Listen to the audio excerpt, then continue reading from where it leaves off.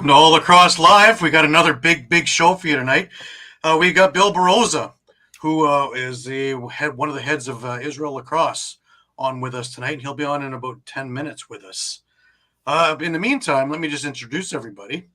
I've got Shawn Slaght over in Moose Jaw. How are you, Shawn? Doing pretty good, thanks, Gary. And I've got Muffler Mike Kostiuk over in Connecticut. How are you, Mike? I'm good. That makes two of you. I'm fresh out of Fan Cup with the roadies and that. And Fan Cup was another exhausting event, but man, was it a lot of fun. And it was great to see everybody in there. A few things about that. I'll get to that in a minute. Let me just get to some of the network stuff. We'll get that out of the way, and then we'll move on. Remember that all the episodes are streamed live across Facebook, Twitter, YouTube, and also Twitch. And you can catch all the action on EOPsports.com. Remember to hit the subscribe, follow, and like buttons, and always share. You can enjoy, as you can see, we have plenty of shows. Enjoy all our affiliates, including the Broad Street Bully Podcast, Philly Press Box Radio, Edge of Philly Sports Live, Bird's Eye Q, Pattison Avenue Fanatics, Talking Philly Sports with Matty B, Devereaux Sports, The Painted Lines, and Party on Broad. If you've missed a show, no worries. You can grab the podcasts on all major podcasting companies, which include iTunes, Google Play, TuneIn, Stitcher, Spotify, and so much more. And if you really want to catch us up, you can catch us on the EOP YouTube page, or if you're looking for our show in particular, you can catch us at All Across All the Time. Remember, stay up to date with all sports by visiting EOPsports.com with great articles from our huge staff and contributors. Also, while you're there, please subscribe to our newsletter. If you're looking for a place to get a drink, Dolan's is your place to go, 24 East Sellers Avenue, Ridley Park. If you want to check it out before you go, dolansbar.com. But you want to grab a beer with the boys, get your butts on over to 24 East Sellers Avenue. Sherry'sTickets.com is easy to use and has no hidden fees. The price you see is the price you pay. Pay less and play more with Sherry'sTickets.com. Save even more by using the exclusive promo code EOP10. Don't pay hidden fees and save 10%. Why use any other ticket reseller and get those hard-to-come-by tickets to the big game? If you need more of a personal touch, give them a call at 610-494-5050 or visit their office at 1382 Nolans Creek Road, Suite 1, Garnet Valley, Pennsylvania. Sherry'sTickets.com also has great theater and concert tickets that are hard to get your hands on. Remember, don't overpay with the rest, save with the best. Sherry'sTickets.com and save 10% by using the promo code EOP10. PhillySportsTrips.com, you'll want to get onto that site because there's a number of things that they're working on for Eagles, for the Phillies, and for the Union. The ultimate San Diego trip right now to Petco Park, September the 2nd to 6th, is the one that they are really pushing now. But have a look at their site at PhillySportsTrips.com. If you wind up with any legal issues, David R. Cherry Esquire and his firm, the Cherry Firm, will be more than happy to try and help. That's www.cherryinjurylaw.com, or give them a call at 610-565-0300. Workman's comp, motor vehicle accidents, personal injury, or criminal law, they're more than willing to help. Tell them the EOP boys sent you, and they will hook you up. Guys, we have a special guest. Bill has just joined us into the room there. Let's get Bill in here now. Just a few things. Hiya, Bill. How are you? I'm doing great, Gary. Thank you so much. Oh, my pleasure. Listen, let me just give a small thing of the biography. You know, if I did the whole thing, we'd be coming back next week to talk with you. But professional lacrosse goalie from 87, 88, 89. 87 was GM and goalie for the New Jersey Saints. 88 and 89 Detroit Turbo 7th Man Award for both years. 90 to 93 was a TV commentator for Prime Network coverage of the MILL. Long Island Hofstra Lacrosse from 91 to 97 as the head coach. 92 to 93 TV commentator for Vail Tournament. 92 hosted the Japanese under-19 lacrosse team at Hofstra University. 94, 98, and 2002 U.S. Team Selection Committee. In 1995, he was inducted into the New York Jewish Sports Hall of Fame. In 1995, elected International Lacrosse Committee U.S. Representative and Marketing Committee Chairman.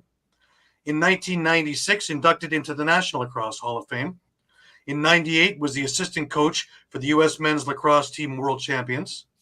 Delivered multitudes of clinics in Massachusetts since moving there in 96. And the biggie is in 2011, co-founded Israel Lacrosse and was the head coach for 2011 to 2019 and is currently on the board of directors. Did I get that all right, Bill? Wow, my mother must have sent you that, Gary. Thank you. Not bad. Listen, how you been since I seen you at the Worlds? Great. And I dropped in a beautiful Israel Lacrosse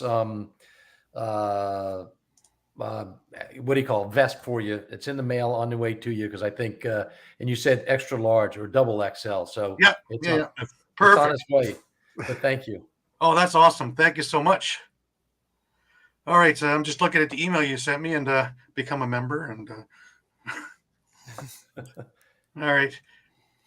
So, as well as Israel Lacrosse, you're working for a Morphle, and I see the T-shirt you have on there and the email that you have here.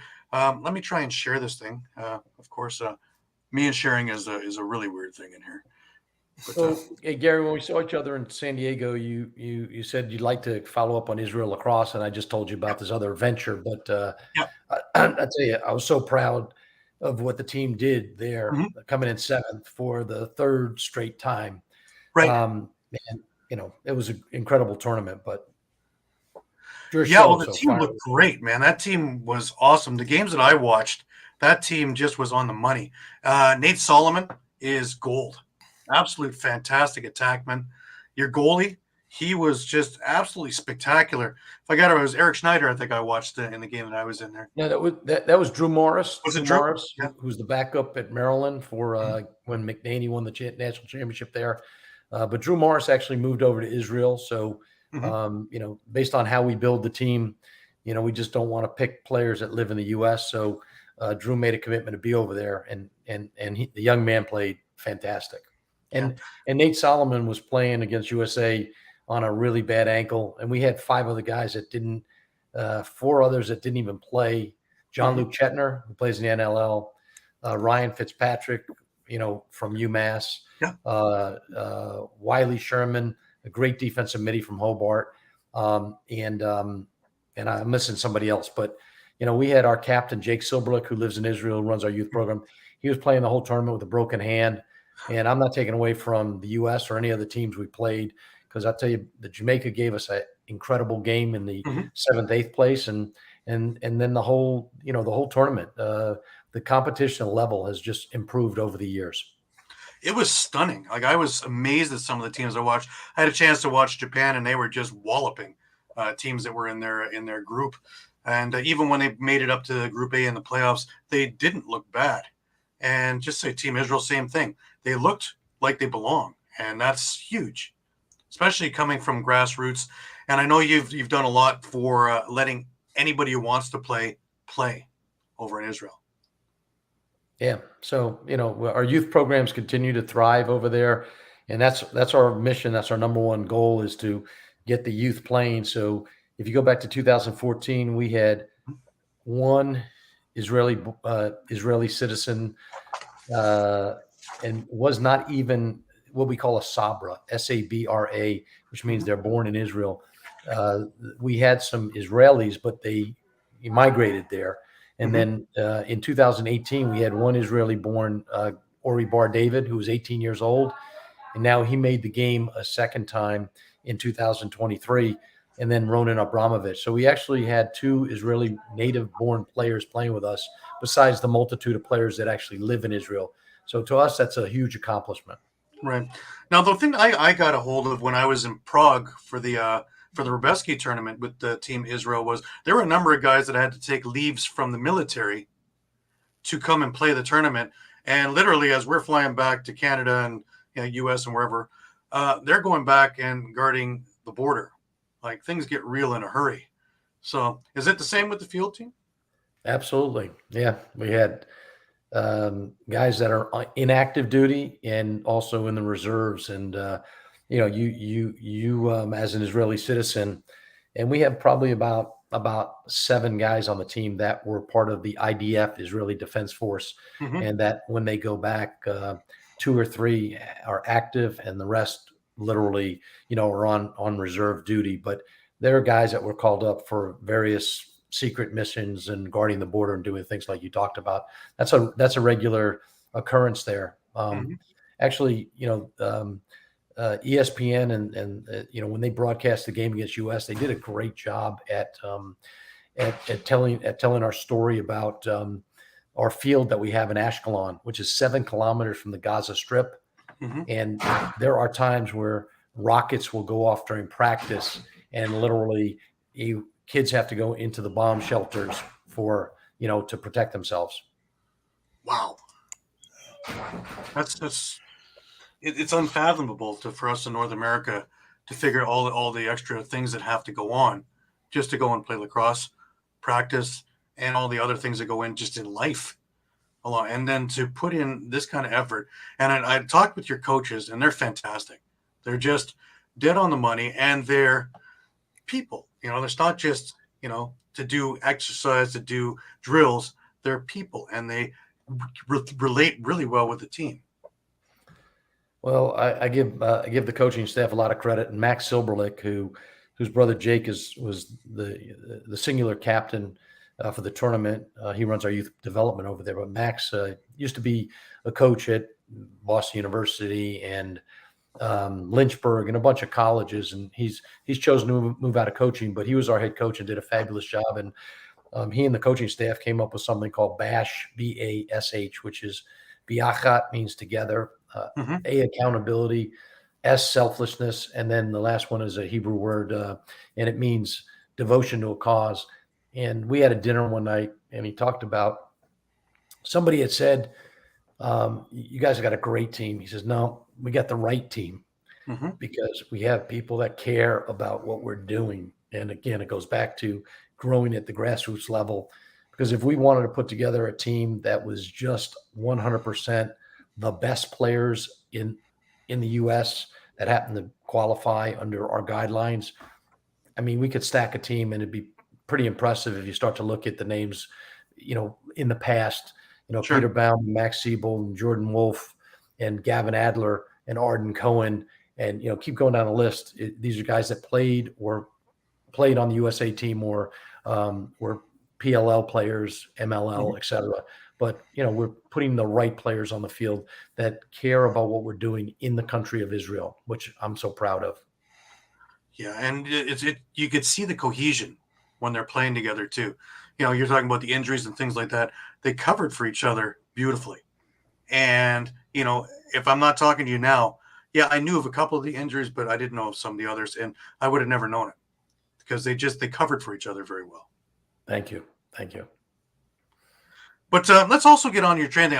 When we met in San Diego, you were wearing this contraption, which even the parents were asking about. I thought maybe it's just to try and get out of some of the sun, but it's one of those training things that were part of a Morpho. And I'm going to try and share this here. I have what you wanted up here, so let me see if I can get this. Yeah, if it's possible, it's actually, that's kind of the picture. That's Alexander Madison, who's a Minnesota Viking. And he's wearing like a full outfit, which is a 10-pound weighted vest. He's got a 2.5-pound weighted shirt and then leggings. And so when I retired last June, I started spending more time working out, and that's a great picture. And we were founded by ex-Nike executives, and they felt the need for a better vest. And you can see Alexander Madison wearing the vest right there. There's women's vest, but if you scroll down, which feel free if you want, so there's a statistics there on the top one, and it talks about 3% faster and 8% calorie burn and 8% stronger with consistent usage of a light vest. We're seeing those improvements, and I've got clients in the NFL, Major League Baseball, helping improve their bat speed in the cage, to NBA teams that are evaluating gear right now. So we have it for men and women, and the whole process is really, it's not a lot of weight. And we grew up, when I played, I used to run up and down the stairs with a 10-pound weighted bar. And that's how I got my exercise, my strength in my chest and my legs. as a goalie to be able to move quickly and then strengthen my legs. And a lot of people I talk to, they go, "Oh, ankle weights." I said, "Exactly, ankle weights." So, instead of wearing ankle weights that are clumsy and not comfortable, these vests fit on your top and then some of the shirts and the shorts, and you can wear them without changing your mechanics. So I don't care if you're a running back in football or you're a lacrosse player on the field, your mechanics don't change because it's light enough weight, but enough of an impact that will help you with your overall performance. And so I went to work for these guys, and I'm loving it. And I've got a lot of colleges that are looking at the gear right now. And hopefully it will continue to grow. Matter of fact, Rob Pennell and Trevor Baptiste both use the gear, as does Brett Dobson. And what's interesting is there is a picture there of some of our ambassadors, and we've got professional football players, Olympians, hockey, and so that picture right there has a picture of Trevor Baptiste and Rob Pennell and Brett Dobson. But the interesting thing about Brett is, I just talked to him the other day. I said, "Brett, are you really using it? Do you like it? How's it going?" He said, "Bill," he says, "when I was getting ready for the Georgia Swarm," and he says, "as a goalie, I'm putting on 16 plus pounds of stuff." He says, "I worked out with the leggings, which is a pound and a half, a 2.5 pound top, and a 10 pound vest. So that's basically 14 pounds." He says, "I'd work out in that, and that would allow me and get me ready for when I had to put on my gear and move, on the floor." So, there's a real live scenario that Brett Dobson can tell you better than I can, because he actually used the gear to get ready for for his indoor box season. So that's just one instantiation of it. But we've got tons of them for every athlete, every type of sport there is, from volleyball to to tennis. And Isla Tomdanovich, who beat Serena Williams a year ago at the U.S. Tennis Open, she's one of our ambassadors, and she gives credit to wearing, working out with that gear to make her just a little bit stronger, faster when she beats Serena. And I'm certainly she's a great tennis player as well. So I appreciate the opportunity to share those stories with you. Right. Is it just an app that you put on your phone and just digitally connected here? So. Well, it's funny you said that. It's using a near field communication, and it's a free app. We every month we load 10 different workout programs that are about 10, 15 to 20 minutes, no more than 20 minutes maximum between warm up and doing the exercise. So if somebody wants to actually buy a vest and they don't belong to a gym and they work out at home, they can actually click on there and they'll get 10 different workouts that they can do. And they're different workouts from glutes to core to your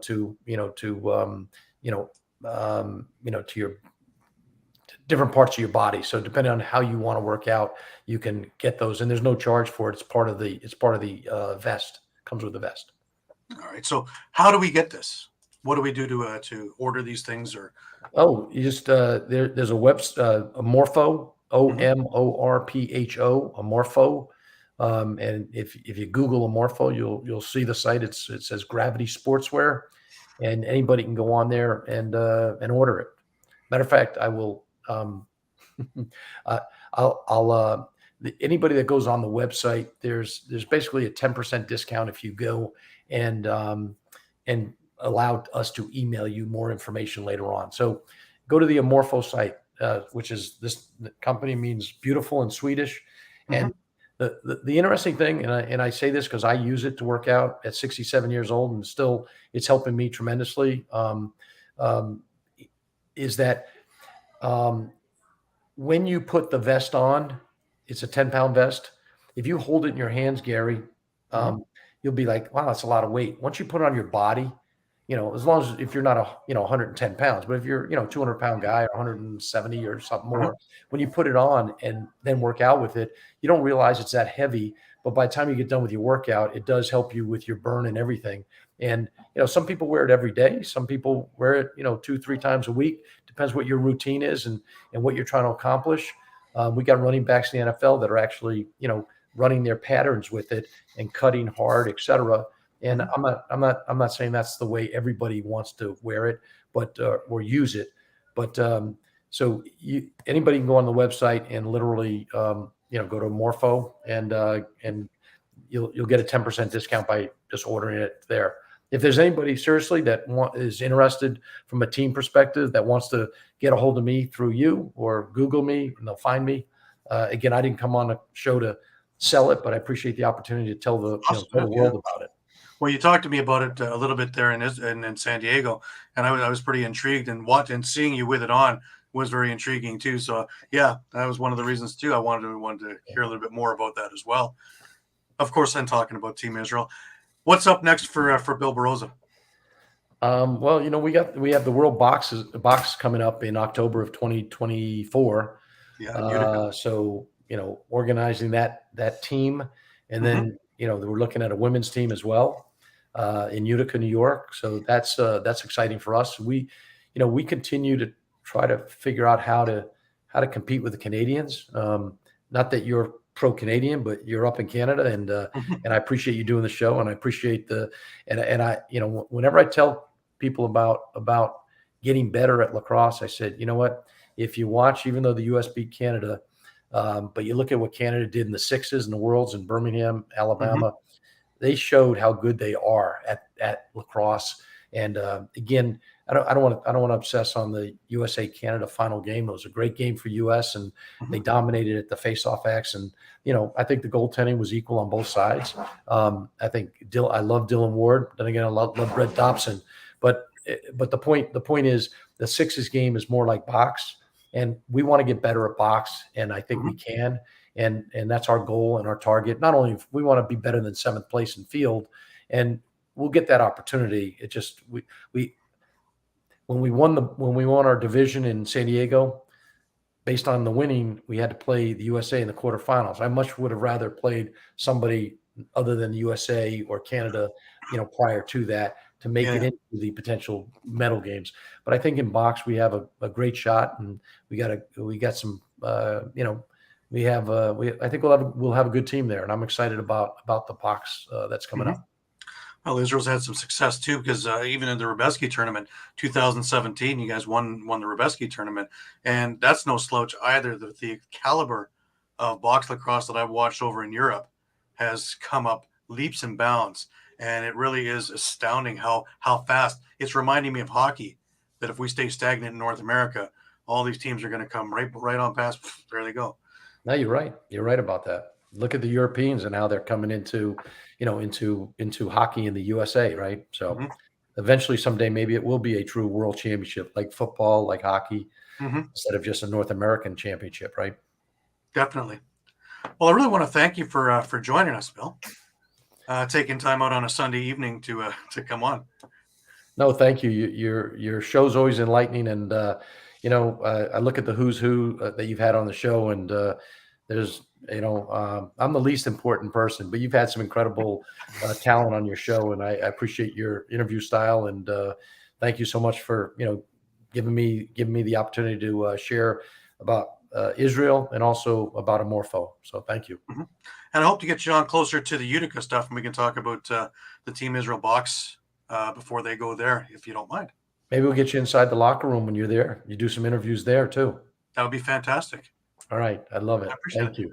Have yourself a great evening, Bill. Thanks again for joining us. Guys, thank you so much. All right. Thanks, Bill. Thank you. That was Bill Baroza, board of directors of Team Israel and one of the co-founders of Team Israel. Great guy as well. And what you see there is genuine. That's Bill. Yeah. I was going to say, I should be able to see Team Israel at the World Juniors too, and I can't wait to see what they're bringing to the floor that day. And we have a hello from Eduardo. Hello, Eduardo. Welcome. Hey, Eduardo. All right. Shall we get back to some of the other things that we were going to discuss? We're just briefly, because I've been pumping it for weeks. And this past weekend, of course, was Bank Cup. Hence the Roadies cap. But yes, we had a lot of that flowing. Actually, a very good beer. Nothing like a Turf Monster. Couple of first of all, there's a big ugly there in the second row with my son sitting beside me for our dear Roadies team. Go Roadies. A little more like us. But that little boy, he became the MVP of the Roadies. He wowed everybody with his speed. He's green because he never really played any amateur lacrosse. He did it with learning from me, and of course the speed he learned himself. But we're trying to work. We're trying to work on a little bit more for stick skills and things like that, and a few more strategy ideas. But for a kid that was green, that came into this tournament, he just was insane. And when he learned how to defend correctly, he was like flypaper on people. And well, let's put it this way: he never took a penalty, and nobody really got away from him. So that was pretty amazing. And for the fun part, in between the games, there was a little game called Roadkill, which the women of the group and a couple of other males joined. There's my wife, who became part of that. But one of the rules in that thing was you couldn't run. If you ran, you got a penalty. So it was all walking quickly, which was true fan cup form. People just trying to get through it, But they had a blast. And Michelle Freeland, she did the land acknowledgement. Scotty Newlands, who sings the anthems for The Rock, he did the anthems. It was spectacular. I saw Jamie Dawick, owner of The Rock and owner of the facility. He was by a couple of times in a day just to say hey and how things are going. And being part of the committee was one thing, but the people who really did the blood and guts of the committee and the websites and all the other things to do with it, they were phenomenal. They did a phenomenal job, and as close to as perfection as you could get, things were. And they were on site to anything that didn't go right to fix things up. We had a little trouble with the food truck in the morning. Apparently got into an accident. But as soon as Jamie heard about that, he had the cafeteria lunch snack bar open up. And they brought in pizza and for if you wanted to donate, great. And it was just spectacular. The banquet was great. And of course, if you've ever been to a fan cup, parking lot on both nights was spectacular. So makes for a lot of bleary eyes on a Sunday, but you know what? And a lot of sore muscles, but it's just well worth it. And one of the things I picked up was this little ditty here, and the Vancouver signed jersey is a nice addition. Over my shoulder, or this one, right? This one here. There's a white cap there. You can't see it well. It's an NLL cap. It was part of one of the gift baskets on the silent auction things, which came with a duffel bag. But on the peak, you have Klein and Fritz and Gary Gate that have signed the peak. So it's a pretty cool cap. Nice. Yeah. They come with a few things in there. Say a duffel bag, a T-shirt, a few other NLL things. So it was nice. It was a nice little touch. I also was able to get in, that Chris Corbeil Indigenous jersey. It's like, yes, finally, that is in the collection. So, and I see you guys have got my gifts. I see the McClellan and I see the Adam Wiedemann jerseys hanging in both your respective places. Yeah, no, they're awesome. Nice homes. They're awesome. Thanks, Gary. Yeah. Thank That's you. great. Love it. That is awesome. I'm so happy we can share. That's part of the lacrosse thing, man. Is sharing with everybody, right? Now, speaking of sharing, we got players that have shared all over the place. We had a few signings. We had a few signings. We had Adam J, who has signed on for 2 years with Saskatchewan. That didn't take very long, did it, Shawn? Nope, not at all. Aaron Bold is sticking around with Vancouver. I think that's great. We have a little bit more news on Vancouver in a second. Jeff Teat, he is re-signed for New York for 2 years, and I believe that is a no-brainer and a half. Ethan Shaw is on a 2-year contract now. He re-signed with the Nighthawks. While they did that, they re-signed Tyler Halls for 2 years. That team is going to be very, very familiar with one another over the next few years because basically everybody's coming back. Now, we talked briefly about Vancouver, and this was the stunning news. Stunning news is that Troy Cordingley is not there, but Kurt Malosky is the new head coach and GM, I guess, as soon as he finishes with Langley. Shawn, what do you think? Yeah, this is huge, right? For a couple of reasons. Obviously, we saw what Malosky did with Calgary last year. Well, his whole body of work, I should say, with Calgary, not just last year. But I mean, in particular last year, I mean, that was a team we didn't think was really going to go anywhere. I think his coaching really kind of brought the strength of that team together to be a contender. So a huge pickup for Vancouver. And even more interesting is now, who do you fill in that vacancy in Calgary? Right. That's, and it's funny because every year, most every year, Calgary goes through some oppression. It's the word that comes to mind is oppression. And, first it was Doby, then it was Dixon. Now it's Miloski. Like, these aren't small pieces to the puzzle. How do they overcome this one? What do you think, Mike? Well, I know I put you on the spot. Yeah. Well. There's vacancy, and I don't think Cordingley some guy named Cordingley is available. Just saying. I mean, I know he's had a stop there before. I think that stop included a championship, did it not? It certainly did. That was the 2009 championship. So, I mean, it's possible. I think it's certainly a possibility. Because this is a big piece, right? Because that's two positions that need to get filled, and quickly, because the draft. Yeah, and I mean, I always see head coaching as one of those things where we've talked about how there's this supposed dearth of, goaltenders. When you apply that to coaches, it almost seems like it's 10 times worse. I mean, off the top of my head. Because you also have to he's out there.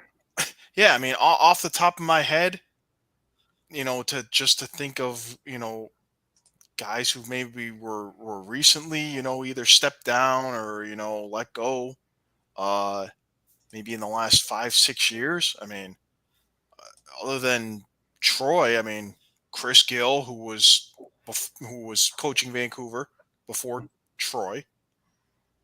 And do you think it's time to give someone like Dave Pym a chance? Possibly. I mean, the other person I had in mind. I mean, I keep going back to the carousel in Vancouver, but how about Jamie Batley? Absolutely, Bats is a great guy. Yeah, and a hell of a lacrosse mind. Does he want to travel all the way out? Right? That's the other thing. Yep. I mean, that's the thing when you're looking at East guys. Is there West guys that are sitting there they're doing WLA thinking, that'd be pretty interesting. And what I'm thinking with Cordingley is, will he want that GM title though as well?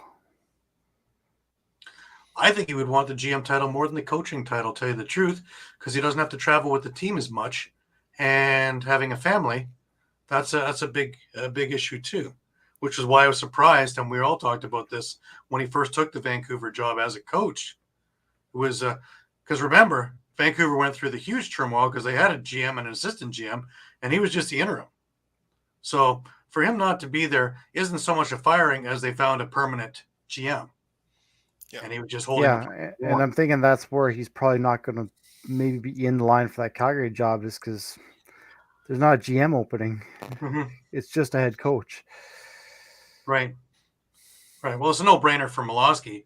Oh, yeah. Move upward, right? So, and if he can actually right the ship on this, imagine that he would be a deity in Vancouver. Well, and that's what we said. Like, Vancouver really has the talent there. It's just putting it all together. And we saw what he did in Calgary, where we thought that maybe they've taken steps down on their talent, and Miloski's just put it all together. So maybe this is the chance where just a changing coaching could be a big difference on that team. Yeah, I mean, could get some guys to move in free agency there, and there's the added bonus too of the fact that Miloski lives in the Lower Mainland, so he's closer to home himself. Yeah. So now we had a few signings, which is showing me that the NL is actually moving forward with everything in their front office. Jenny Brozina, Ed Durst, Scott Turkin, and Scott Solotoro. And let me just share this with you guys. Give me one sec. Share one, share them all now, right? And here we are. And, first of all, Jenny Brezina joins the NLL from Sportradar, where she served as the Director of Business Development, spanning the North American continent and throughout Latin America. Brezina has also advised and mentored startup tech companies, helping lead them to capital investment wins and eventual exit sales to large multinational tech giants. The Pennsylvania native has a bachelor's degree from Westchester University and a master's from California University. Very impressive. Ed Durst is the new Senior Vice President, Technology and Broadcast Operations, and will lead efforts to discover and implement new technology platforms that evolve NLL's product offerings while continuing to manage all broadcast technological operations. Durst has more than 30 years of experience in technology, broadcast production, and operations. He has served as Senior Vice President, Digital Media and Strategic Partnerships at Universal Sports Network and Managing Director of the Rugby Channel. For the past 7 years, Durst has run his own consulting business and served the NLL as a consultant to the broadcast operations area since November 2020. Scott Turkin takes over as Director and Executive Producer, Digital Content, tasked with setting the strategic direction of the NLL's digital content offerings and leading a team of content creators and publishers who are responsible for producing all digital assets on the league's social channels and NLL.com. Turkin, a multiple National Sports Emmy Award winner, has spent more than 25 years in sports media, including 22 years at ESPN. Since the 2019-20 season, Turkin has served the league directing and managing the game night highlights team as a consultant. Scott Zolatoro is now the coordinating producer, broadcast production, charged with managing all facets of the NLL's live game productions in partnership with the league media rights partners ESPN and TSN. Zolatoro is an accomplished live sports producer, previously covering lacrosse, football, and basketball games for ESPN, CBS Sports Network, and the Big Top 10 Network. For the past 2 seasons, Zolatoro has served the league in a part-time role. That's a pretty impressive cast of characters that are there now, eh? Yeah, absolutely. And, we've already heard from the previous commissioner that, one of the biggest things that he wanted to do was increase their digital impact or their digital footprint with the fan base. So sounds like these hires are really going to help keep moving things in that direction. I think so. I think that this is the biggest move forward that the league has ever done digitally through any of the ideas that they've had. And I remember when Sakavich was on the show, he was talking about, we're trying this and implementing that. And it's basically just dipping our toe in, seeing what's working. Well, here we've dove headfirst into everything now. And now we're not here at the starting point. We are way over there. So look for a lot of big things to be coming. And that's what's going to work on at NLL.com, please. Let's get that site vamped up. Yeah, I was just going to say, Gary, because you just look at all those hires. What was it? Business, digital, and broadcasting. Mm-hmm. Those are kind of the 3 pillars that they really need to focus on if they want to take this sport to the next level. And they checked all the boxes. They hit it. They did. Yeah. Checked all the boxes. So again, are we starting to see Brett Frood's handprint on the league? Yes, we are. And I think having him in there is a big reason why these people are coming over to do this. Sakava's got the ball rolling with blue chip ownerships. Now with Frood there and his Rolodex, so to speak, as well as his savvy in the industry, now we've got this going on. And that's the next step in building a stable foundation and a stable building on top of that foundation. So now the bricks are starting to come in, and it's going to be very stable, earthquake proof, so to speak. Yeah. All righty. That brings us over to some junior stuff. Do you want to give us some Western junior, Shawn? Sure. Yeah. We'll start off with the BC crew. I don't know that we really got to it last week, but last week the junior A's were in their semifinals, where we saw the Coquitlam Adanacs sweep Port Coquitlam Saints 3-0 in that 5-game series. And then in the other semifinal, we saw Victoria Shamrocks sweep the Nanaimo Timbermen 3-0. So we are into the best of 7 final now with Coquitlam and Victoria. And we had Coquitlam. They took game 1 10-8. And I'm just going to see now because game 2 is underway as we speak. I'm just going to see if we can get a quick update. And it is a final. Victoria has tied up the series 12-8. So that could be a good one. Absolutely. And then, actually, and I have a little bit of an update from the Rocky Mountain Lacrosse League as well. They're Junior A from Alberta. They're into their semifinals. We saw the Edmonton Miners. Of course, we remember their big Minto Cup run last year. They swept the Saskatchewan SWAT 3-0. So they're going to be looking to defend their title in this final. And in the other one, we have the Calgary Mounties. They're up 2-0 over the Okotoks Raiders. And let's see here. Game 3 will go Tuesday night. So we'll see if they can move, if Calgary can move on to the finals there. Excellent. And if we take a look at, we have the Ontario Juniors. They're now into their second round. And we have Toronto and Orangeville, Mimico and Burlington. Mimico won last Friday night in overtime, 12-11, beating the Blaze. Heck of a game. And everybody who I've talked to who was there since I was at Fang Cup, but they all speak glowingly of that game. That's going to be an absolute barn burner of a series. And the Beaches and Orangeville, well, Orangeville didn't destroy a team. They beat them 8-5. So this one is going to be a series. But Orangeville is still undefeated, guys. Just a juggernaut. That's crazy. Yeah. And, it's fun. I saw Nick Rose, who's the GM of the team, briefly on Saturday at track. And just mild-mannered and just kind of, And that's basically what the team is. There's no ego. Orangeville, that's the program. And you were expected to, do that kind of stuff. So I'm pretty impressed with the way they've handled themselves.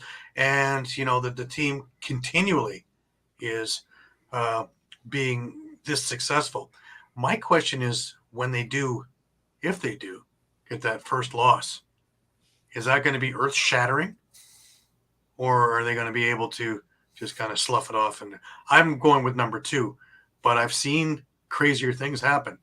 That once that first loss hit, that this wasn't supposed to happen, right? Well, that's the thing, right, Gary? A team that hasn't faced adversity, what happens when they face that adversity? Can they overcome it? That's exactly my point. Yeah. So we'll see. But in the meantime, things are heating up over in the OJLL.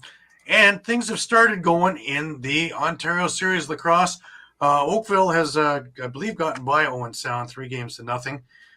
The last game was today, which was a 10-2 final. The other 2 games they played was 16-8 back last Sunday, 13-7 on Friday night, and then 10-2 here. Brooklyn and Six Nations has been more of a series. Six Nations won the first game Friday 14-7, and then Saturday Brooklyn took the game 8-3, so they're tied at 1.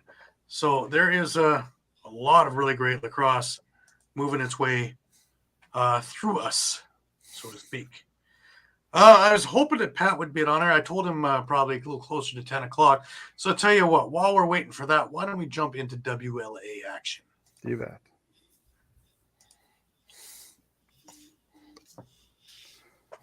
All right, so we can start with, I guess, I don't know. Oh, it must be me, right? Tuesday, is it? Yeah, a couple games Tuesday. So. Couple games Tuesday. Lakers, Barrards, and Thunder against the Adanacs. All right, yeah. So, the Lakers. So the Lakers entered the week actually with a decent chance to to possibly upend Victoria and take that 4th spot if they could kind of keep going on a roll and Victoria, drop a couple of big games to potentially to Nanaimo and New Westminster. They started off on the right foot, beating Maple Ridge 11-8. Jacob Dunbar continuing his stellar WLA campaign this year. 4 goals, 3 assists. Torrin Eccleston and Connor Watson each had a goal and 5 assists. Ty Ewan, 3 hat trick. And Keegan Milenichuk, 52 saves in the win. Wow. He might be a name that people are going to look for maybe come Absolutely. September in the draft. I don't know if he's in the draft this year or not for the NLL, but I think he's going to have some eyes on him. So he's, Burnaby's not having the best year, but he's putting together quite an impressive campaign himself. Sure. Facing a lot of rubber. So, for Maple Ridge, Drew Andre, a hat trick and an assist. Isaac and Jew, rush defender. He had a pair of goals. Ryan Jones had a goal and an assist. But Maple Ridge, unfortunately, boy, they won those first 2 games of the year, and they've gone 1-11-1 since. Ouch. Yeah. So tough campaign, but there's some promising talent on that team as well. So, alrighty. So that brings us over to the Thunder and Adanacs. Yeah, and Thunder wound up with an 11-8 win, and I think it's probably going to be a theme for the rest of this week. You never want to apologize for a win, but you think with a team like Langley, you should be handily beating some of these teams, especially a team like Coquitlam that only had one win going into this game. But for instance, Adanacs actually had a 7-6 lead going into the 3rd period. If it wasn't for a 5-1 period for Langley, this could have easily been a different story. And the Adanacs also outshot him 50-48. So a bit of a question mark there. But I mean, it's kind of your usual suspects for the Thunder. Chris Dixon with 2 goals and 3 assists, 4 goals from Chase Scanlon. Over for the Adanacs, Matthew Delmonico, no goals, but man, 6 assists. He was a playmaker out there.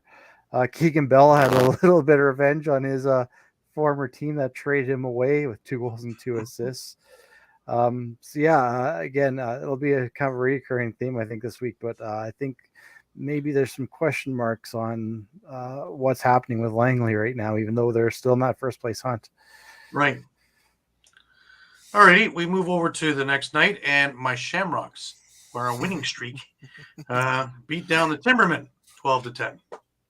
Yeah, this is almost I know me and Mike were talking about it. This is almost a missed opportunity with Nanaimo in this game. They had a real chance to stay in that race for first place and kind of really make a mess at the top of the standings. But credit to Victoria. I mean, 61 shots on goal. Kept a lot of rubber on net. Obviously gave Nanaimo's defenders some troubles there. Chris Wardle with 4 goals and 2 assists. Marshall King had a hat trick and 2 assists. On the other side, I mean, you had Colton Lindstone with the hat trick as well and 5 points. Yeah, he definitely. Also had a showing from that Saskatchewan Rush guy, that Patrick Dodds kid. Yeah. He might be just A-okay for this. Might be okay, hey? Yeah, and really, they kind of killed 2 birds with 1 stone here. I mean, they put more pressure on Burnaby, obviously. Razor thin kind of margin, and again, keeping Nanaimo kind of stuck in 3rd place now. And the thing I'd said about Nanaimo was, obviously, if they could have taken advantage, if they could have found a way to basically get that first place seeding, that would force Langley and New West to have to play each other before the final. Yeah. Yeah. They'd You only know have what to word play I'm not one of hearing those anymore? teams. One word that I kept hearing and I'm not hearing at all anymore is rebuild. We're in a rebuild season. Now that they've won a few in a row, I'm not hearing that anymore. We're not rebuilding anymore. We're trying to win now. It's funny how that word always comes out when Yeah. losing Yeah. streaks happen. Yep, we're rebuilding. Okay. Yes, you are. The Until you talent is start still winning. Then the talent is we're going for it all now. It's the championship. rebuild or not, the talent's still there, right? That's it, exactly. Yeah. You just the names you just mentioned, just a few, right? Yeah. That's a pretty A-class talent in any league. Yeah. Is getting the A-class talent to play with themselves on the get it going, and then we're moving, and that's what's been happening the last couple of weeks. So let's hope that's staying. I know they had a rough one a couple of days, but that's okay. Let's move along to the next one. And here we go. So we'll repeat Sean's refrain about Langley.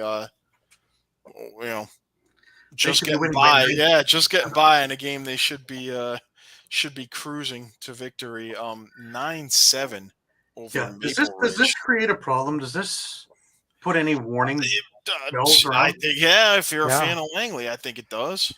I think so also. And I Even this I don't game, know, like they only gave up 41 shots. You're just squeezing by. Like, Yeah. Yeah. I mean, again, the usual suspects are striking for Langley. Doby 3-3. Dixon had a goal and 4 assists. Church with 2 goals and assists. Nathaniel Kozevnikov 2 goals and assist. And he's coming on for Langley as of late. Shiliano 34 saves. Just kind of a regular day at the office, but yeah, I don't know. I mean, if they run into Stiff say, competition. yeah. And I mean, I feel like they're going to, whether they're playing, regardless. if they're having a tough time against Maple Ridge, what happens when they have to face off with the likes of a New Westminster? Yeah. Mm-hmm. Yeah. Or even their first round opponent, whether it's Victoria or Nanaimo, depending on whether they take first place. So, Yeah. Mm-hmm. And like we've discussed, like Langley's been all in this season to win it. It's been obvious through their moves. Yeah. So you still got to play those games, and we're a far cry from them beating whoever it was, Burnaby 20-5, to open the season. Yeah. So No, I see your point exactly. If we move along further, see, this is why I'm not too alarmed by seeing that the Victoria lost to New West 10-7, because that's still a good showing against a top echelon team. Remember, New West is 13-3 right now. yeah, Shamrocks are 8-7 with 1 tie. If you're doing this, obviously the 8-7 is a mask. You're a lot better than that team. yeah, and kind of a similar story where this was a tie game going into the third, and it was just a big third period by New West. Mm-hmm. And you have to understand that New West is trying to keep pace with Langley, which is not an easy task as well. So they're going to be hungry. Well, looking ahead, do you think that Langley would want to face Victoria in the playoffs, where Victoria's on the upward swing and Langley is just kind of, skating on by? Yeah. Really haven't been tested and really aren't pushing. Now they got to ramp it into 4th or 5th gear because Victoria is basically in playoff mode already. And we talked about this in the NLL. Teams that have been a month beforehand trying to make the playoffs. And why did the upsets happen? Because they're in playoff mode while the other teams are trying to ramp up. Doesn't that put it in the balloon, right? I guess the only thing I could counter that with is you look at the veterans on that Langley team. They could flip that switch pretty damn quick. Yeah. Sure. But as if they can do it together. Yeah. No, I get that. Yeah. Again, Victor Borga said it best when he was talking about, just as a joke with the symphony orchestras. Each one of these people are a virtuoso musician on their own. It's only together when they have a big problem. Right? And I can put that into lacrosse. Everybody's a star. There's only one ball, right? So if they can, grab it up. I know that if I was with Langley or a fan of Langley, I would be a lot more comfortable if I started seeing a couple more blowouts, just to know that my team is ready, willing, and raring to go. Because even if it does happen, I hate that feeling of, I don't know, Yeah. So Another point I'll make too out of this game, at least too, and it's a positive side for Victoria, is that there's 7 goals, 6 different goal scorers. mhm. So it's coming from everybody. It's not just a few guys. That's a healthy sign. Yeah. Because come to shove, one guy has an off night. At least you can get it from other places. Dobie and Dixon have an off night together, and where does Langley sit? Because they're always on the top of the score sheets. They really have to rely on Koznankov, Church, and Scanlon. Mm-hmm. I like Victoria's chances then, but that off night has to happen first, right? So, anyways, let's move on to the Friday night and the Bellies again. But a 10-9 win over the Lakers. Yeah, actually, the Lakers kind of gave New West a bit of a challenge in this one. But again, this was kind of a tough one for Burnaby, I guess, trying to keep pace in that playoff hunt. Mm-hmm.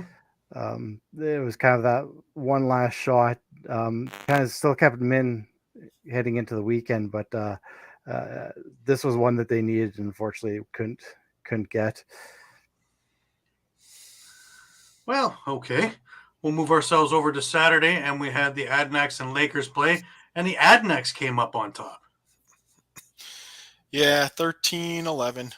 It's their second win of the season, and have to wonder if this was maybe a bit of a hangover with with Burnaby losing to New West on Friday and pretty much effectively eliminating them from playoff contention.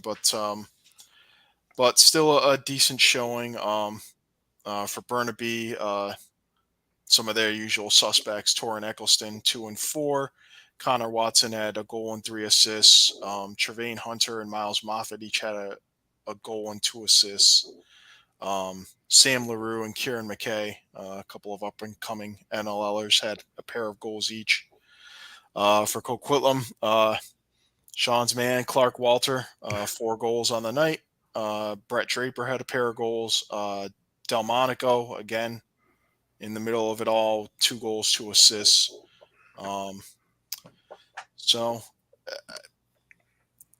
Unfortunately, the dream run has ended for Burnaby, but they're looking a lot better than certainly they did last year around this time. Right. So, yeah. But I think the cream has risen to the top, and the top 4 are sitting comfortably.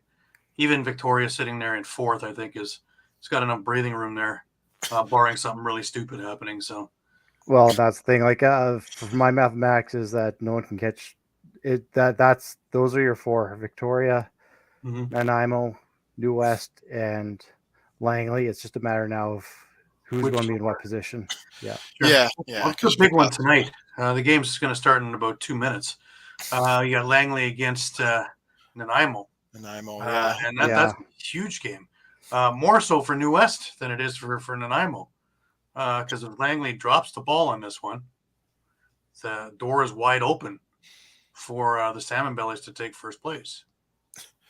Yeah, and I believe I don't think any of us were going to talk about this year. Maybe not. I mean, obviously they'd made some moves in the off season. They weren't happy with what happened last year, missing the playoffs. Yeah. They will have to have a better record than Langley, because I believe they dropped 2 of 3 in this season series with Langley. So they'll have to have a better record outright if they want the first seed. But I have to disagree with Gary. I think it's maybe a little more important for Nanaimo right now, because Victoria can catch them. If they lose out, they'd be 10-8, and if Victoria won out, they'd be 10-7-1.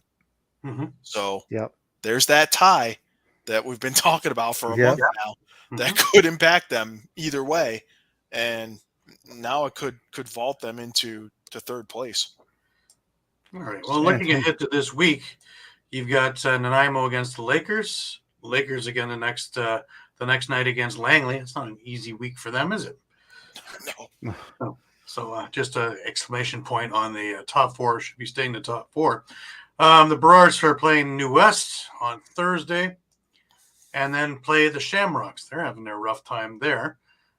Friday, and again, that's a must-win for the Shamrocks if they want to move up, if they have any hope of doing that. Saturday, you've got New West against Nanaimo. And another game on the Saturday, you've got the Adanacs going against Victoria. And that is it, man. That will cover your week. Busy week again for WLA. Lots of games.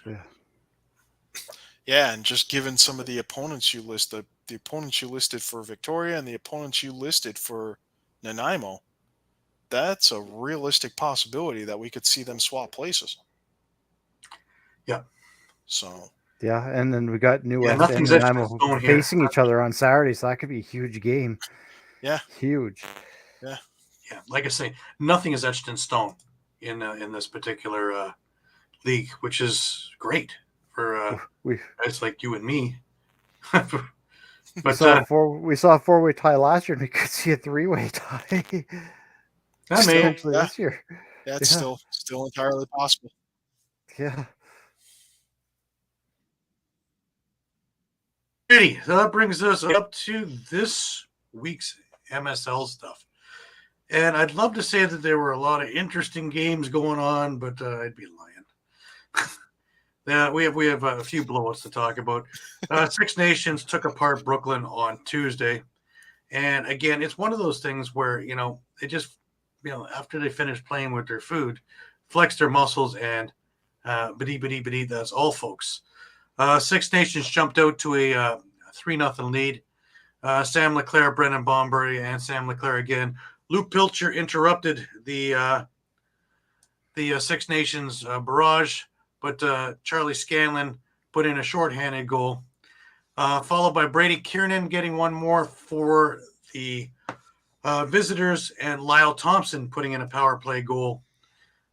Jake Darlison, and then Lyle Thompson. Again, that name will come up a lot in this game. To open up the second, Lyle Thompson and Cody Jamieson open up the scoring. Jack Boyden interrupts them, but Larson Sundown and Eric Fennell both with shorthanded goals, and that covers the second period scoring. At this point, we're up to 10-4. Now, you would think, okay, that should be about it. You would be wrong. Because in the third period, Six Nations kept a foot on the pedal. Randy Stotts got onto the scoreboard because he hadn't been heard from all night. And we're going to hear from him a couple of times in this thing. Connor Kiernan got one back for Brooklyn. Stotts on the power play. Brady Kiernan got one back. Stotts with his third consecutive Six Nations goal, followed by Brian Cole with a shorthanded goal, which was their third of the night. And Dalton Solver and Larson Sundown. And 16-6 is your Six Nations winning score.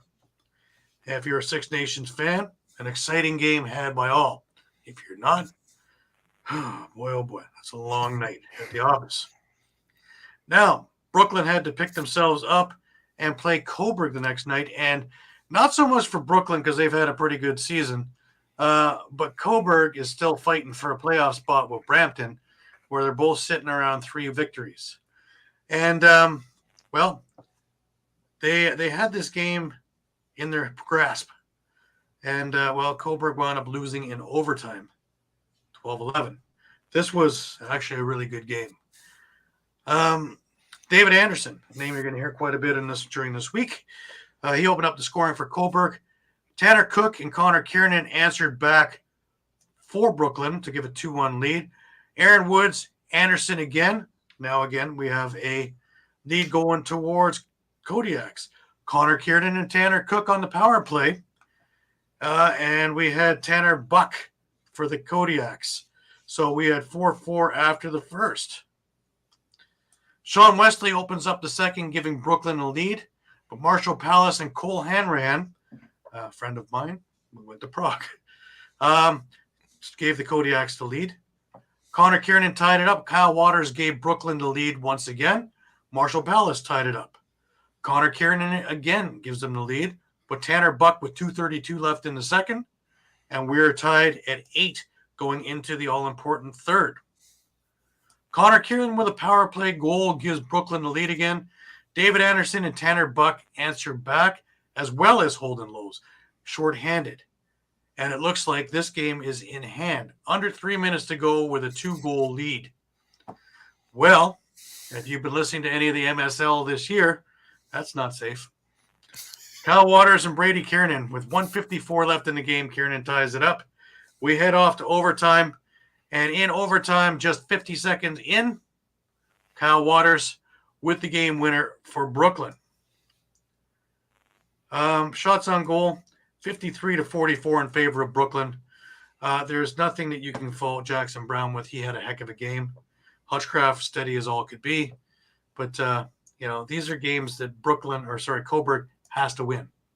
They have to, because Brampton is breathing down their necks. The next night was an interesting night. I was up in the game with Six Nations Peterborough. And before the game, they had a ceremony for the 1973 Man Cup champions. Hard to believe it's been 50 years since. Now there's only 11 of them left. And here you are for the opening face-off. Now, when you get to see, you had Jimmy Wasson out there, John Grant Sr., you got Johnny Shooter Davis doing the face-off with Robert Hope and Cody Jameson, and some of the others, man, it was just so much fun to sit and, pregame talk with the guys, watch them get together, because they're from all over the place too, right? So to get them together was a pretty awesome time. And, we had a whale of a game. An overtime game also, and Six Nations comes away with that win, 9-8. Got really chippy after the overtime goal too. A lot of scrumming, not a lot of fisticuffs or nothing, but a lot of scrumming, a lot of trash talking. So, do they not like each other? No, they do. Austin Stotts didn't play in this game. That's of note. So everybody's saying, well, look how evenly matched they are. Austin Stotts didn't play in this game. That's of note. To start the game, it only took 7 seconds, and Lyle Thompson scored. Holden Catoni, about a couple of minutes later, tied the thing up. And Sam LeClaire on the power play near the end of the period made it 2-1 Chiefs going into the first intermission. 21-20 shots in the first period. Were the goalies busy and active? Yes, Landon Kells and Warren Hill were both looking sharp. Coming into the second, the Six Nations Chiefs jumped it up to 4-1 by Randy Stotts and Ty Logan scoring. Thomas Hogarth and Mike Robinson answered back, as well as Thomas Hogarth and then Holden Catoni. So we actually had a Lakers lead of 5-4. Two of the last 3 goals were on the power play for Peterborough. In the third period, Lyle Thompson tied it up. Hogarth gave the Lakers the lead. Lyle Thompson tied it up. Eli McLaughlin gave the Lakers the lead. Brendan Bombery tied it up. Colton Armstrong gave the Lakers the lead. And with just over 5 minutes to go on a delayed penalty, Tyson Bell scored unassisted, and that tied the game up at 8, sending it to overtime. Overtime lasted a long time. They had, I think it was 6-4 in shots in overtime. With just under 3 minutes to go, Lyle Thompson with a bounce shot from the side of the net, a little bit more towards the front, but off to the side, and in it went. And that was your game, 9-8. With that game, though, the important thing to think of is that Six Nations clinched first place. So that is that. Now, 2 games happened this evening. The first game was a 6 o'clock game over at Coburg. Again, Coburg and Brampton both played tonight in separate games, and both of them are fighting each other for a playoff spot. It would be certainly advantageous if one of them could get a victory, and we had none of that. We had Peterborough spanking Coburg 16-7, in which this game was over basically when the national anthems finished. It was 4-0 Peterborough before people got comfortable into their seats. And right away, we had a goaltending change. Lane Rusko went in and Jackson Brown came out.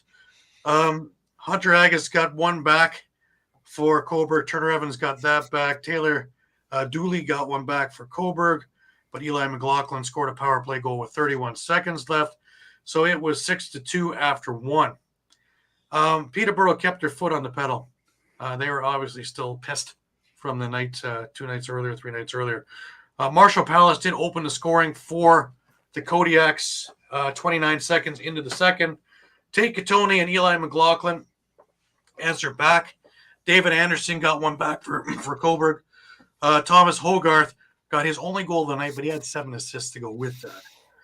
Aaron Woods got a power play goal for Coburg. The rest of the period was all, should we say in under 3 minutes, Colton Armstrong, Turner Evans, and Tate Katoni, and this thing was 12-5. Moving into the third period, Tyler Hendricks gets one for Coburg, but 2 power play goals from Holden Katoni, Colton Armstrong, and then DJ Clark. Curtis Conley got a goal with under 3 minutes to go, and that was all she wrote. Shots on goal in this thing was Peterborough with 67 shots, 45 shots for the Kodiaks. Your winners, the Peterborough Lakers, 16-7. Over in Brampton, during this time, where Brampton knew that Coburg was not doing well, they came out not bad to start. Unfortunately, there was no sustaining because, Brooklyn spanked them by the end of this thing. First period, James Whiteford started shorthanded for Brampton just 3 minutes in, but Luke Pilcher answered back a minute and a half later. Robert Hudson for Brampton got a power play goal, but in the span of about just over a minute, Brooklyn got 3 goals. They wound up in a 4-goal run. Luke Pilcher, Kyle Waters, Jake Stevens, and Jacob Saunders. And at the end of one, it was 5-2 Brooklyn. Now, Brampton, not to be outdone, they scored 3 goals in the first minute of the second to tie this thing up. Jeremy Searle, 3 seconds in off the faceoff unassisted. Curtis Goddard, about 25 seconds in. And Connor McClelland, about 9 seconds after that. And it was 5-5. Brooklyn comes back, scores 2. Angus Routing and Tanner Cook get goals. Josh Medeiros gets one back for Brampton, and we have a 1-goal lead for Brooklyn, 7-6 heading into the third. We still got a game. Brooklyn finds that 5th gear. And when I mean finds it, they absolutely went to town. Angus Routing, Tanner Cook, Owen Tapper, Tanner Cook, and Lucas Littlejohn, 5 goals in the 12-minute span, and this thing was done. Brampton came back with 2. Eric Acton and Eric Ward scored. Ward on the power play. But Owen Tapper, Scott Reed got those back. Stephen Portelli got 1 with 1 minute and 5 left. Max Taylor scored 7 seconds after that for Brooklyn to put an exclamation point on this game. And it was Brooklyn 15, Brampton 9. So looking at the standings, Six Nations is clinched. They're sitting there at 12-2. Peterborough is at 10-4. Brooklyn is comfortable in third at 8-6. Coburg is sitting at 3-11, and Brampton is sitting at 3-13. This week, Coburg still has a little bit of work to do, but they look a lot better. If it comes down to a tie, they have the season series, and goal differentials is Brampton is -58. They just can't score. And Coburg is -19. So they have it there too. But looking at the schedule this week, Tuesday, Coburg is playing Six Nations. Not an easy task for them to win that one, is it? Peterborough is playing Brooklyn in Brooklyn on Wednesday. Brooklyn then heads to Peterborough for the home-and-home Thursday. And Six Nations is playing Coburg on Sunday. Again, not an easy chore for Coburg to get a win this week. So, it remains to be seen. Yes, guys. Alrighty. The PLL. Those gentlemen had an all-star game. No? They did. They did. And, of course, like all good all-star games, it was a good close score.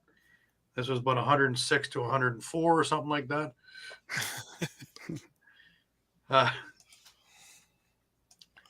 Score was, 26-19, Veterans over the Rising Stars. Of note in this, before we get into the game itself, because the game is just an exhibition of watching really cool goals. But I'm always fun with the skills competition myself. Xander Dixon, freestyle. He was your champion. Of course, Blaze Reardon, goaltending champ, as if he didn't show it during the game, and I got a couple of highlights for y'all. Logan Wisniewski with the accuracy. Colorado Mammoth, are you listening? And then the one that blew me away, and I have it. Jared Newman with the fastest shot in PLL history at 121 miles per hour. Why don't we have a gander of Newman's shot, shall we? Already seen history. What does he have for an encore? Newman fires, hits the deck, and goes 121!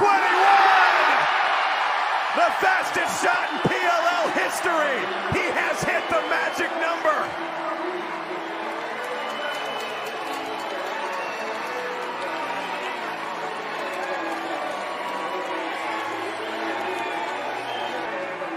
I'm stunned. You can dress me up like an NLL goalie, and I'm still not going to get my foot in the way of that. No way. And that's why field lacrosse goaltenders are a different breed. Oh, a different breed. They're insane. There's nothing sane about this. That's just retarded. My God. Anyways, the MVP of the whole thing was Will Manny. 6 points in the game. He looks excited, doesn't he? Glad he posed for the picture. Anyways, I got a little package of the games that and some a little more fun shots. So. Time to perfect the beat, and I still got love for the streets. It's the Lean in, little pump fake, and somehow squeezes into beauty. So casual. Mentioned how it was a little bit intimidating last year as a rookie. What a save by Blaze Reardon. A kick save. By the way, fans can vote. That's a behind-the-back outlet from Blaze Reardon to his Chaos teammate, Jared Newman. Oh, another! It's two-bomb city here in Louisville. And you better give Reardon the assist. Uh-huh. The behind the back pass was enough, but the blast from Newman.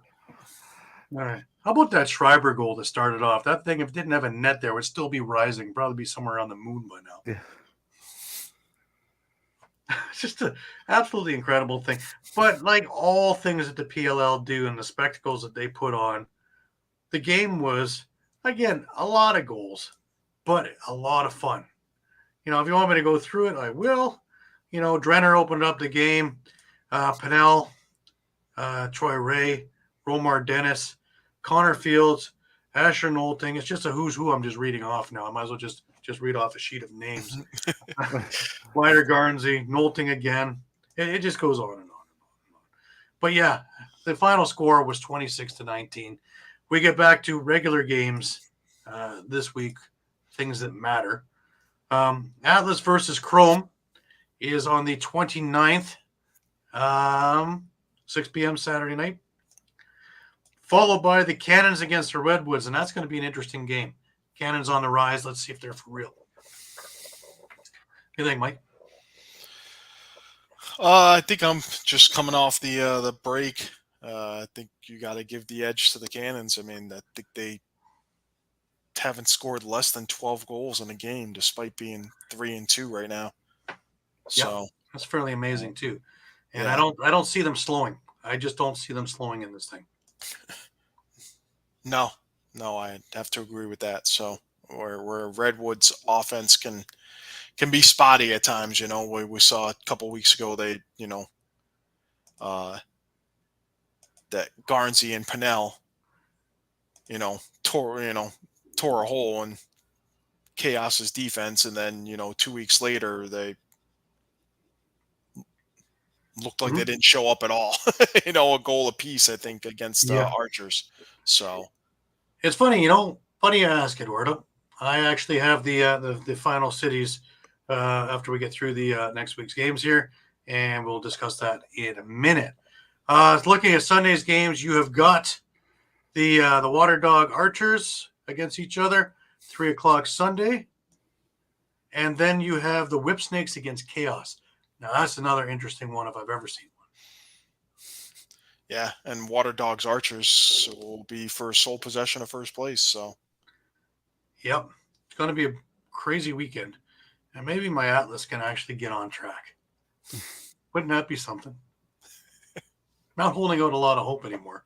Every week it goes a little bit less. But I'm still a fan.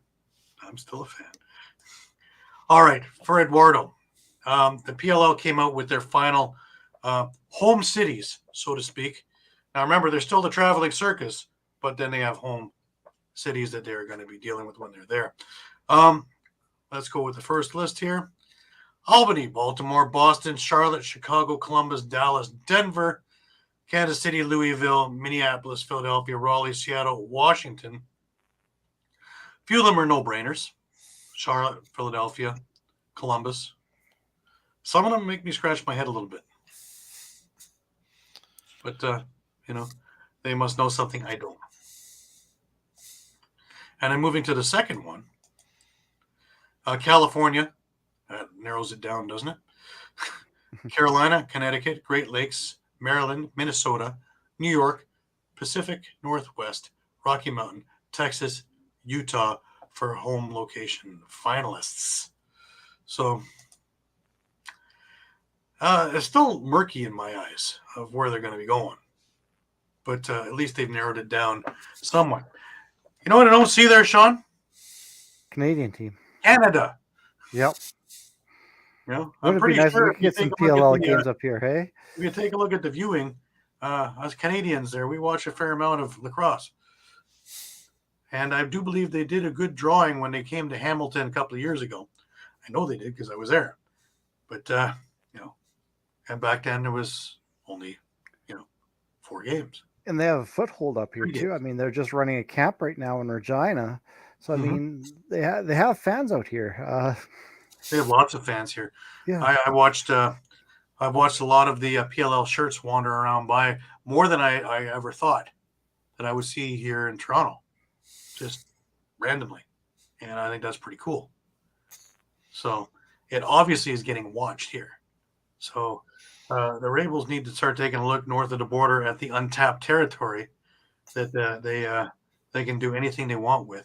I would hope that they would open up a Canadian store, because when we're ordering this stuff from there, between conversion and international shipping, something that is $57 for Mike is $148 for me.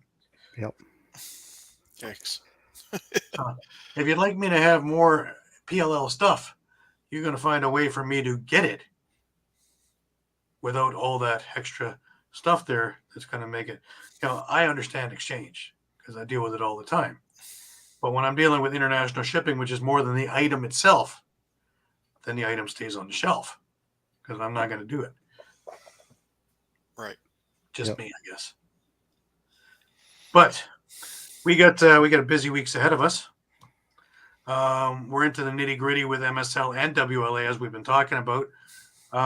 More WLA than MSL because MSL is MSL. Hopefully they'll have 7 teams next year. But as for WLA, it's heating up huge. And if we wind up with a 3-way tie, like the 4-way tie last year, that should be spectacular for us. And if we don't, even if we don't, any 4 of those teams could beat each other on any given night. Yep. And we're going to see some spectacular Series. playoff series. Yeah. Oh, yeah. Eduardo agrees with us. Thought Vancouver and Toronto should be on the list. I'm not sure about more than that. I'd put Halifax, put Montreal, put Quebec City, put Winnipeg. Edmonton, Calgary in there. Yeah. Even Regina's got a nice Yeah, stadium. Saskatchewan could- at some point. yeah. Isn't it? Oh, they'd pack that stadium if they could get it. I could guarantee you. I'm not a fan of that one, Eduardo. I got Utah. Okay. Yeah. I'm not sure. I don't know about the Utah politics, but it's interesting. But anyways, to get back to our points in this, PLL gets back to its regular stuff next week. We're into the OGLL thick of things for the playoffs. BC playoffs for juniors is right in the heart of it all now. And OSL is heating up too. So it's going to be a barn burner, and looking forward to everything we're doing. Now, remember, especially with all the NLL signings and all the other things that are going on, we are on Facebook, Twitter, we are on Twitch, we are on Instagram, we are on Thread, and we are also on YouTube at All Across all the time. Come check back 3, 4, 5 times a day because the news is always coming to us. We have a lot of ins with a lot of places, so we are on the front lines of when news is breaking is coming to us. So you want to come back and check in with us. When it comes down to anything else there, news, reviews, recaps, interviews, we have it all for you. We cover everything, and we have our finger on the pulse of the situation. And with my great guys out here doing everything, my God, everything is covered from everywhere. And that includes Pat Bernard in Philadelphia, Eduardo, our roving guy who at times is in Florida. He travels almost as much as you, Shawn. Yeah. He goes further than I do usually. Yeah. But then again, I put a fair amount of miles on my little car also. And my air miles are going through the roof now too. So just in time for Utica next year. Excellent. And as you heard from Bill, we'll have dressing room interviews too. Perfect. That's what I like to hear. Awesome. But yeah, so please remember to come back to us. You can also check us out at eopsports.com/lacrosse. While you're there, there's a number of other sights and sounds that you'd want to hear from as well. Like I say, Steel Steps is one of my favorite that our associate Pat Bernard is with Friday nights. I love that show. I think it's really, really cool.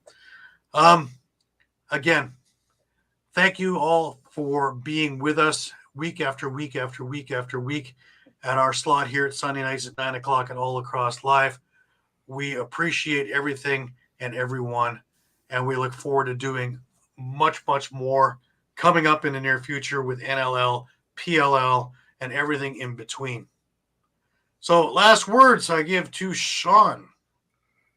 Just same as what you just said, Gary, especially with the WLA. Looking forward to this past week. There's going to be some huge games with most of the ranking implications when it comes to the playoffs. Definitely. Mike, any last words? Quick update. First period's just about over. Langley is up 3-1 on Nanaimo. So Right. if Nanaimo loses that game, there goes the 3-way tie possibility. So. Yeah. So they better get their bootstraps Pretty much going. putting Nanaimo on third, I think, if that happens. But Yeah. I'm pretty sure about that. But, it keeps them in striking distance for Victoria, too. So yeah. It's still going to be interesting as we go down the stretch because a lot of things can switch and a lot of things can change. And like I say, I love this time of the year because it just gets so intriguing and all the possibilities, and you just, mind wanders after a while. Me aching a little bit from Fan Cup, but you know what? It was well worth it. Raised $8,000 plus for the charities. I thank everybody who had anything to do with it, whether you were a part of the committee, whether you're a volunteer, whether you were just there, whether you were doing anything online. We appreciate everything that everybody did, and it was a huge success. Next year in Philly, that's going to be exciting also. Might even do some playing. And, of course, my boy with the MVP, boy, oh boy, is that ever a proud dad moment, I'm telling you. Because being his coach, it was So that's been an absolute special thing for me. But again, check us out every week. Check us out online. Check us out at, again, Facebook, Twitter, Instagram, and Thread. And you will stay up to date continually. For Shawn Slaght over in Moose Jaw, For Muffler Mike in Connecticut, I am Gary Groob in Toronto. Wishing you the best of weeks. Remember, keep your stick in your hand. Be safe, everybody. Until next week. See you then.